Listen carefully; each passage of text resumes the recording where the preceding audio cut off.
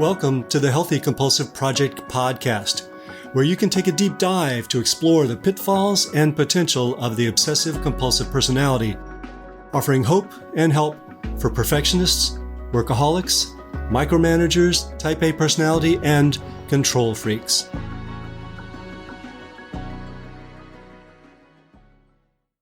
Understanding the 4 types of obsessive-compulsive personality to achieve balance. First posted May 16, 2020. As I've gotten to know more people with obsessive-compulsive personality through my clinical work, writing, and online groups, I've come to recognize that there's a great deal of variation among them. There's no such thing as a one-size-fits-all description of the obsessive-compulsive personality. And it's not completely fixed either. Personality can shift with age and circumstance. So I've tried to develop a more detailed model of the compulsive personality that takes into account its different facets. Understanding our own tendencies can help us move from unhealthy extremes of one type to a more balanced personality, including healthy aspects of each of the types. 4 types of obsessive-compulsive personality. It first occurred to me that there were authoritarian compulsives and people-pleasing compulsives. Simply put, leaders and followers. Then I realized that there were 2 other types, those who became paralyzed by obsessing and procrastinating, and their opposites, the manic compulsives who constantly stay busy and sometimes become addicted to work. Each of these 4 types emphasizes a particular dimension of the compulsive personality. They're all linked by a strong internal drive to accomplish as close to perfectly as possible. But each chooses to respond differently to this urge. Each chooses a different way of adapting to the world within the limits of a driven and perfectionistic personality. You may experience these parts differently, or even experience completely different parts that I haven't thought of at all. If that's the case, I'm ecstatic, because what I really want to do is to encourage you to see and understand what parts of yourself you emphasize and what parts you have not developed. Healthy and unhealthy ends of the spectrums. These initial descriptions of compulsive types depict only the unhealthy extremes of 4 different dimensions. Each dimension also has a healthy aspect at the other end of its spectrum. These dimensions are inherently neither good nor bad and can be described as teacher-leader, doer-worker, server-friend, and thinker-planner. The unhealthy extremes show what happens when the original energy is hijacked to prove value, elevate status, and stifle shame. And while most people tend to operate in one dimension more than others, they may operate in other dimensions under different circumstances. They may also change which dimension they operate in as they mature. To understand how these domains operate in relation to each other, imagine a circle or a clock. At the top of the circle is the teacher-leader. On the right side, at 3 o'clock, is the doer-worker. At the bottom, at 6 o'clock, is the server-friend. On the left side, at 9 o'clock, is the thinker-planner. At the outer edges of this circle are the unhealthy versions of each of these: the authoritarian bully, the workaholic, the people-pleaser, and the obsessing procrastinator. In the inner circle are the healthier versions of each type: the guiding mentor, the productive worker, the responsive peacemaker, and the reflective, appropriately cautious thinker. The closer to the center of the circle, the less opposed each of these types are. When we live close to the center, characteristics that seemed opposed can work together harmoniously, such as a leader-servant or a thoughtful worker. This isn't designed to be a rigorous, scientifically demonstrable model, but one to inspire thinking about how we cope with our world, how we utilize our strengths, and how we might grow and heal by moving more toward the original, healthy intent of each of these tendencies. Now I'll go through each of these types and describe the healthy and unhealthy aspects. The teacher-leader focuses on informing others how to live and what needs to be done. On the healthy end, they can be informative guides and mentors, authoritative in the best sense. They're motivated by the power of change. At the unhealthy end, they can be controlling bosses and even ruthless bullies, using rules to control everyone else. They usually see problems as outside of them. They externalize. They can be rigid and authoritarian, insisting that their way is the only way. They can destroy relationships and communities. They may get caught in a prophet complex, believing they're communicating God's message to the world. The doer-worker focuses on accomplishing, achieving, and fixing. They use lists extensively.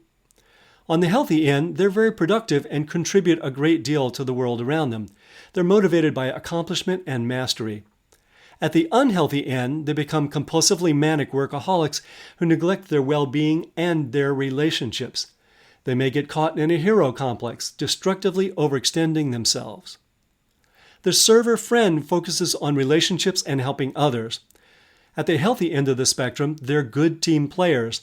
They work well with others, creating harmony and finding satisfaction in doing so. They're motivated by alliance and affiliation. They compulsively try to meet expectations. At the unhealthy end, people pleasers in the worst sense, they may be so attentive to the thoughts and needs of others that they lose their authentic voice and what they have to offer. They usually see themselves as the problem. That is, they internalize. Competing demands drive them crazy because they can't please everyone. They may become caught in a martyr or sacrificial complex, giving themselves away constantly. The thinker-planner focuses on planning, figuring out the best actions to take, and the best way of accomplishing them. At the healthy end of the spectrum, they have very high standards and reflect cautiously before taking action. They're motivated by security and quality. At the unhealthy end of the spectrum, they tend to be so perfectionistic that they obsess and procrastinate and can't get anything done. Their strategy is to avoid failing or losing favor by not taking chances. They don't allow themselves to take risks and so never achieve what's meaningful to them. Many people operate between two dimensions, resulting in hybrid expressions of these four dimensions. I'm going to give some examples now, and these are just examples, not exclusive patterns. Moving clockwise again, starting at 1:30. The driving leader. The healthy end of the spectrum, these inspiring models encourage those around them to be productive through their own example. They may be empathic managers. At the unhealthy end of the spectrum, the slave-driving boss who works constantly him or herself and expects everyone else to be as self-sacrificing as he or she is. They may have a tyrant complex. Then, on our circle at 4:30, we have the communal worker. At the healthy end of the spectrum, they enjoy being able to actively help others and live in harmony with others through their actions. They're supportive in their family and workplace and volunteer elsewhere as well. At the unhealthy end of the spectrum, they work constantly for others and may become resentful about complying so much. They identify with the suffering servant and may become masochistic. At 7:30, we have the communal thinker. At the healthy end of the spectrum, through planning and reflection, they can improve their welfare and that of others around them. They're empathic, receptive listeners, and may help others sort out what they feel and think themselves. They brainstorm well with others. At the unhealthy end of the spectrum, they become dependent on the opinion of others. They obsess so much about perfecting their reaction to others that they can't get anything done or forge good relationships. They may suffer from social phobia or inhibition, and they tend to avoid conflict. Finally, at 10:30, we have the reflective and creative leader. In their role as leaders, they encourage high standards and thoughtfulness. They may be writers or artists. At the unhealthy end of the spectrum, these tend to be know-it-alls who tell everyone else what to do but achieve little themselves. Moving toward health. The more that we can integrate positive aspects of each of these dimensions rather than living entirely in one, the more we move toward health and wholeness. However, most of us by nature have organic tendencies toward one of the four dimensions, either leadership, work, service, or reflection. The closer to the center of the circle an individual is, the closer to health and wholeness they are. The further out toward the extreme they live, the less healthy and whole they are. Generally, people are pushed out toward the extremes when their healthy compulsive urges are hijacked by their insecurities and fear of experiencing shame. For instance, someone who is by nature very sensitive and compassionate, like the server friend, may end up losing those talents to try to placate others and not get in trouble. They may become resentful and burnt out. Someone who is by nature productive and creative, such as the doer-worker, may try to prove their work through achievement and becoming addicted to work. neglecting relationships and self-care. Noticing the dimensions that are less developed can help us to identify where to focus our attention. For instance, we may work compulsively to please others and not develop our own opinions and approaches that could be helpful to share with others. Or we constantly reflect about the best way to do things without taking action. To feel better, we need to challenge ourselves to grow, but also to acknowledge the limits of what feels natural to us and what feels too foreign to us. Moving toward wholeness. Groundbreaking psychiatrist Carl Jung urged us to seek wholeness, not perfection. This makes perfect sense since the word healing means to make whole. He suggested that we develop as many aspects of the personality as possible and have them work together in a balanced way. He called this individuation.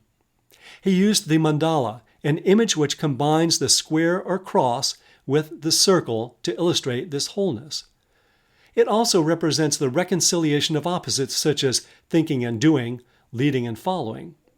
Ideally, we develop each of these characteristics to some degree so that they can function together in a balanced way. While I hadn't set out to do so, my circular diagrams of the 4 types of compulsive grew into mandalas. I hope that they convey the possibility of a direction for growth, perfection in the service of wholeness and health. Because I feel that understanding this aspect of our personality is so important, I'll be posting episodes on each of the types of compulsive personality sometime in the next month or 2. Subscribe or follow this podcast so you don't miss a word.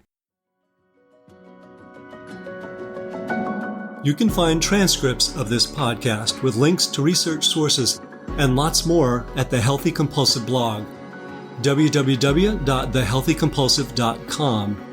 If you'd like to subscribe to the Healthy Compulsive podcast, hit that subscribe button. And for a thorough guide to cultivating the positive potential of the compulsive personality, find my book on Amazon, The Healthy Compulsive, Healing Obsessive-Compulsive Personality Disorder and Taking the Wheel of the Driven Personality. And if you find any of these helpful, let others know by leaving a review. Till next time, enjoy the drive.